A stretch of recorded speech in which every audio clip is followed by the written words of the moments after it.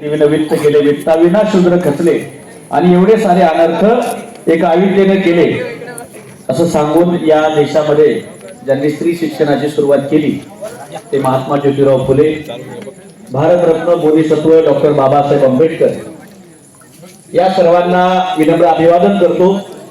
आज विधानसभेच्या निवडणुकीच्या प्रचारार्थ भोकर विधानसभेचे महाविकास आघाडीचे उमेदवार पप्पू पाटील कोंडेकर यांच्या प्रचारार्थ आपल्या गावामध्ये उपस्थित महाविकास आघाडीचे उमेदवार पप्पू पाटील, त्याचबरोबर या ठिकाणावरती उपस्थित असलेले तालुका काँग्रेस कमिटीचे आदरणीय प्रतापराव देशमुख, ॲडव्होकेट संदीपरावजी देशमुख, त्याचबरोबर आमचे दुसरे निर्भय पूर्ण चळवळीचे आदरणीय संदीपरावजी देशमुख, त्याचबरोबर युवक काँग्रेसचे विधानसभेचे अध्यक्ष माननीय ज्ञानेश्वर पाटील मगरे, तालुका अध्यक्ष माननीय प्रशांत पाटील मुंगल, रवींद्र पाटील चव्हाण यांचे प्रतिनिधी आमचे मित्र सुमितजी चव्हाण, त्याचबरोबर श्रीनिवासजी महाद्वार, राजू पाटील पवार या ठिकाणी उपस्थित आदरणीय शिवानंद पाटील शिपरकर, चक्रधरजी करणे, त्याचबरोबर आमचे राष्ट्रवादी विद्यार्थी काँग्रेसचे जिल्हाध्यक्ष आदरणीय कल्याणकर देशमुख साहेब,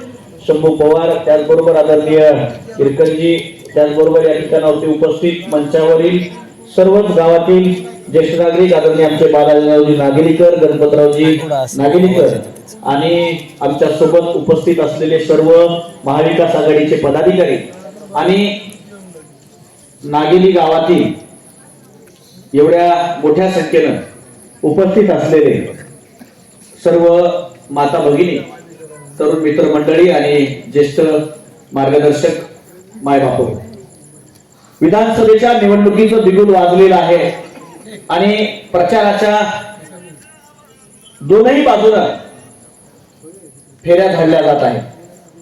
आज नागेली गावामध्ये येत असताना, नागेली हे गाव मी आठवत होतो गेल्या 10 वर्षापूर्वीच, नागेली हे गाव कायम काँग्रेस पक्षाच्या विचारधारेचं गाव म्हणून ओळखलं जातं आणि या गावानं काँग्रेस पक्षाचा झेंडा कधीच हाताखाली ठेवला नाही, पण तेवढंच काँग्रेस पक्षाने तुमच्या गावाला सुद्धा दिलेलं आहे हे लक्षात घेतलं पाहिजे। या गावाला काँग्रेस पक्षाने इतकं दिले की या जिल्ह्याचं सर्वोच्च पद या गावामध्ये अनेक वर्ष होतं आणि कदाचित ती निष्ठा जर या गावानं त्या पदासोबतल्या माणसानं जर ठेवली असती तर मला विश्वास आहे की आजची जी मिरवणूक आहे ती कदाचित तुमच्या गावातल्या माणसाची सुद्धा पप्पू पाटील निघू शकली असती असं मला वाटतं। पण असो, विचारांच्या मागे न लागता कोण्यातरी नेत्याच्या पाठीमागं पाय धरून लागलं का काय होतं याचं उत्तर या जिल्ह्यामधल्या लोकांनी पाहिलेलं आहे। अधिक मला बोलायचं नाहीये, कारण आमचा लढा अशोकराव चव्हाण यांच्या विरोधामध्ये आहे। त्यांनी घाबरून नेलेल्या माणसांच्या विरोधामध्ये नाहीये, त्यांच्या धमकीवरती गेलेल्या माणसांच्या विरोधामध्ये नाहीये, तर आमचा लढा माजी मुख्यमंत्री अशोकराव चव्हाण यांच्या जुलूमशाहीच्या, ठोकशाहीच्या आणि भ्रष्टाचाराच्या विरोधामध्ये आहे आणि तो लढा येत्या 20 तारखेला आपल्याला जिंकायचा आहे बांधव। आज या भागामध्ये रोजगाराचा प्रश्न आहे, या भागामध्ये पोरांच्या शाळांचा प्रश्न आहे, या भागामध्ये एकही चांगली MIDC माजी मुख्यमंत्र्यांना उभी करता आलेली नाहीये। हे प्रचंड मोठे प्रश्न या भागातले आहेत आणि आज आमच्या समोर विकासाचा वारसा नावानं त्यांनी त्यांच्या पुढच्या पिढीला पाठवलेला आहे।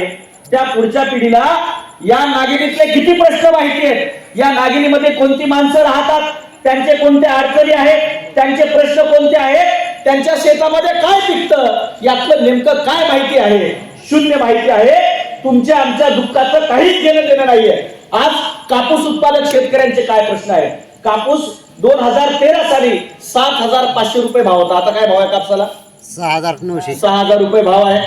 त्याचबरोबर पश्चिम महाराष्ट्रातल्या कारखान्यांनी कारखान्याचे भाव जाहीर केले, बऱ्याच जणांचं गुळाळ सुद्धा सुरुवात झालं, त्यांनी त्यांच्या ऊसाला 3500, 3700, 3800 रुपये भाव दिला। भाऊराव चव्हाण काय भाव देतोय? 2500 रुपये भाव देतोय आणि 2500 रुपये परवडत नाही, परवडत 140 आपल्याकडेच आहे असं सांगितलं त्यांनी। मी कारखान्यावरती ऑगस्ट महिन्यामध्ये मागच्या महिन्यामध्ये मोर्चा काढला होता, रुग्ण मोर्चा. हा, तुमच्या गावातले बरेच जण मोर्चामध्ये आलेले होते.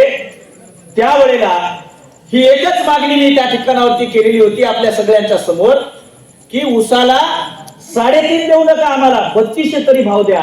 ही मागणी त्या ठिकाणावरती केली होती. तिथं रुग्ण घेऊन गेल्यावरती 1,500-2 हजार शेतकरी त्या ठिकाणावरती कारखान्यावर आले होते. आणि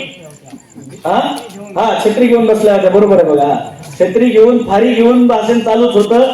पाटील, तुम्हाला सांगायलो त्या ठिकाणावरती कारखाना प्रशासनानं सगळे त्यांच्या सोबतचे टगे, गुत्तेदार, टक्केवारीवाले जेवढे होते त्यांच्या सोबतचे, कारण त्यांच्या सोबत जे आहे ते सगळे लाभार्थी आहेत आणि इकडे सगळे निष्ठावान आहेत, त्या सगळ्या गुंडांची पोस्ट त्यांनी बोलून घेतली होती किंवा बालाजी गाडी मोर्चा घेऊन यायलाय आणि इथं काही झालं तर तुम्ही त्याला झटके द्यायला तिथं थांबा.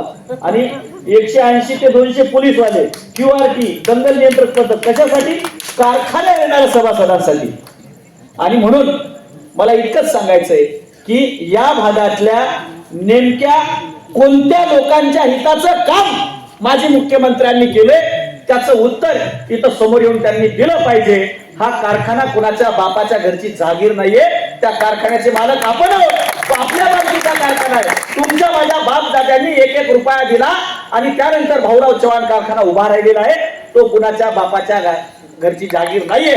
आणि जर कोणी माईचा लाल पुढे येऊन तुम्हाला म्हणत असेल की तुम्ही अशोकराव चव्हाणांना विरोध केल्यावरती तुमचा ऊस जाणार नाही, तुम्ही फक्त आम्हाला आवाज द्या, आम्ही तिथं रुग्ण घेऊन तुमच्या धुऱ्यावर उभा राहू. कोण माईचा लाल तिथं ऊस तोडत नाही बघूया. कारण हा कारखाना कोणाच्या बापाच्या घरची जागीर नाही ही सांगायची वेळ या निवडणुकीच्या माध्यमातून आलेली आहे. त्याचबरोबर बांधवांनो, हा कारखाना हा तुमचा माझा आहे. म्हणून येणाऱ्या कालखंडामध्ये चोरांच्या तावडीतून सोडून तो कारखाना शेतकऱ्यांच्या मालकीमध्ये आला पाहिजे, आपल्या हातात आला पाहिजे. ही सुद्धा भूमिका इथून पुढे पप्पू पाटील तुम्हाला घ्यावी लागणार आहे. बांधवांनो, त्या लढ्यामध्ये आम्ही तुमच्या सोबत आहोत. तुम्ही बघितलं, अनेक लढ्यामध्ये आम्ही रस्त्यावरती उतरून लढलो. त्यामुळे ही निवडणूक जी आहे ती शेतकऱ्यांच्या हिताची आहे.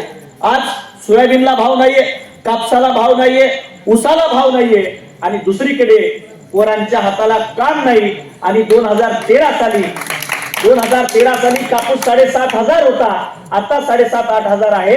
पण 2013 साली DAPचं पोत 600 रुपयाला भेटत होतं, आता कितीला भेटायले? 1,500 रुपयाला भेटायले. 2013 साली गॅस 400 रुपयाला भेटत होता, आता कितीला भेटायलाय? आता इकडं लाडकी बहिणीच्या नावाखाली पैसे दिल्या चाललेत आणि इकडं सोयाबीनचं तेल किती रुपये किलो झाले? आता 150 रुपये किलो झाले. त्याचबरोबर लाडकी बहीण आली आणि 60 वर्षाच्या मध्ये लाडकी बहिणीला दिले. 60 वर्षाच्या वरच्या ज्या बाया आहेत त्या लाडक्या बहिणी नाहीत, त्या सरकारच्या सावतर बहिणी आहेत मध्ये, त्यांना पैसे दिले नाहीत. त्यामुळं हे आपण बोलू जरा 2 मिनिटांना, यांना सांगू द्या. तर त्यामुळे विषय असा आहे की हे सगळं सरकार चोरांचं, लूटमारांचं आणि आता भारतीय जनता पक्षामध्ये सगळ्या पक्षातले भ्रष्टाचारी एका जागी आलेले आहेत. त्यामुळं काँग्रेसमधले भ्रष्टाचारी बीजेपी वाले घेऊन गेले, राष्ट्रवादीतले भ्रष्टाचारी बीजेपी वाले घेऊन गेले, उबाटातले शिवसेनेतले भ्रष्टाचारी बीजेपी वाले घेऊन गेले. त्यामुळं देशातलं लुच्चे, लफंगे, चोर, लुटारू एकाच छताखाली भेटणारा पक्ष म्हणजे भारतीय जनता पक्ष आहे. आणि त्या पक्षामध्ये आता आपले माजी मुख्यमंत्री गेलेले आहेत. म्हणजे कोणाच्या रांगेत जाऊन बसलेत आणि कोण आहेत याचं व्याख्या आणि याचा अर्थ आता तुम्हाला लावायचा आहे. त्यामुळे अधिक सांगणं नाहीये. आता बरेच जण जोमानं काम करतायत, काही जण मोजके जे आहेत मुठभर गुत्त भेटल, कोणाला 10 लाखाचा शब्द दिलाय, कोणाला 50 लाखाचा शब्द दिलाय, कोणाला 1 कोटीचं काम, नुसते शब्द दिले, गाजर वाटलेत गाजर. तुम्हाला सांगतो यांच्यापेक्षा ते चायनीज बॅटरी तरी जास्त काळ टिकते. आपण जाणतो ना मुदखेडच्या बाजारावर हरमाल 20 रुपयाची, ती बॅटरी तरी चांगल्या गॅरंटीची आहे. पण यांचे शब्द म्हणजे इतके तुफान आहे की यांचे शब्द म्हणजे लोकांना कायम भूलतापा देणारे आहेत. त्यामुळे हे गाजरे यांनी वाटले. निवडणुका जवळ आल्या की नारळाची गाडी घेणे आणि गाव धरायचं, नारळ फोडायचं, गाव धरायचं, नारळ फोडायचं. तुमच्या गावात 5 कोटीचं नारळ फुटले की नाही? एक नारळ 5 कोटीचं फुटले. त्यामुळं असे नारळ निवडणुका होईपर्यंत फोडायचे. निवडणुका संपल्या, निवडून आल्या की मतदारांच्या हातामध्ये नारळ गाजर द्यायचं. 5 वर्ष साहेब गायब, साहेबांचे सगळे पेग आहेत आणि मग चमचे चहापेक्षा किटल्या गरम अशा प्रकारची परिस्थिती आहे. त्यामुळं ही सगळी यंत्रणा जर मोडीत काढायचं असेल तर आपल्याला यांना घरी बसवावं लागणार आहे. आणि घरी बसवण्यासाठी बाबासाहेब आंबेडकरांनी आपल्याला एक अधिकार दिलेला आहे आणि तो अधिकार म्हणजे कोणता अधिकार आहे? मतदानाचा अधिकार. एक बटन दाबलं, नागरिक बटन दबलं की शिवाजीनगरच्या बंगल्यावर करंट पोहोचणार आहे, एवढं लक्षात घ्या. त्यामुळे इथल्या बटनाचा करंट तिथपर्यंत पोहोचण्याची ताकद तुमच्या हातामध्ये आहे. कारण त्यांनी नागेरीतल्या एखाद्या निष्ठावान काँग्रेसच्या किंवा त्यांच्या संघ राहणाऱ्या माणसाला कधी मोठं केलं नाही. त्यांनी कोणाला मोठं केलं? काम करायचं नागेरीतल्या लोकांनी, नागेरीकरांनी काँग्रेसचं किंवा अशोकराव चव्हाणांचं. आणि मोठं होणार अमर राजूरकर, स्वामी किंवा बाहेती, हे जे असले लोक आहेत, हे असले लोक मोठे होणार. म्हणजे देशी लोकांनी काम करायचं आणि जर्सी लोकांनी कारभार करायचा, अशोकरावांचा. त्यामुळं तुम्हाला ठरवायचंय इथून पुढे जर्सी का देशी हे तुम्हाला ठरवायचंय. परिस्थिती भयानक आहे, पोरांच्या हाताला काम नाहीये. आज नागिनीतले कमीत कमी 50 पोरं निजामाबाद, हैदराबाद, पुणे आणि मुंबईला कंपन्यांमध्ये कामाला गेले. गोरगरिबांची पोरं आहे. काय या पोरांना या मुदखेडमध्ये एखादी MIDC माझी मुख्यमंत्र्यांना उभी करता आली नाही, किंवा भोकरमध्ये किंवा अर्धापूरमध्ये काय उभी करता आली नाही, याचा सवाल येणाऱ्या कालखंडामध्ये विचारावा लागणार आहे. त्यामुळं लोकशाहीनं दिलेला हा अधिकार आपण वापरूया, तो सवाल आपण विचारूया आणि या प्रस्थापितांच्या विरोधामध्ये नागिनीनं उभा राहावं. स्वातंत्र्य लढ्यामध्ये, मराठवाडा मुक्ती संग्रामामध्ये नागिनी अत्यंत हिरिरीनं पुढे उभी होती आणि या देशाला, मराठवाड्याला स्वतंत्र करण्यामध्ये तुमच्या गावानं वाटा उचललेला आहे. हा दुसरा स्वातंत्र्य संग्राम आहे. आपल्या मतदारसंघाला स्वतंत्र करण्यासाठी नागिनी पुन्हा एकदा पुढाकार घेईल आणि जसा लोकसभेला तुम्ही कौल दिला त्याच प्रकारचा कौल याही वेळेला विधानसभा आणि लोकसभेच्या दोन्ही निवडणुकांमध्ये द्याल, हीच अपेक्षा मी या ठिकाणावरती व्यक्त करतो.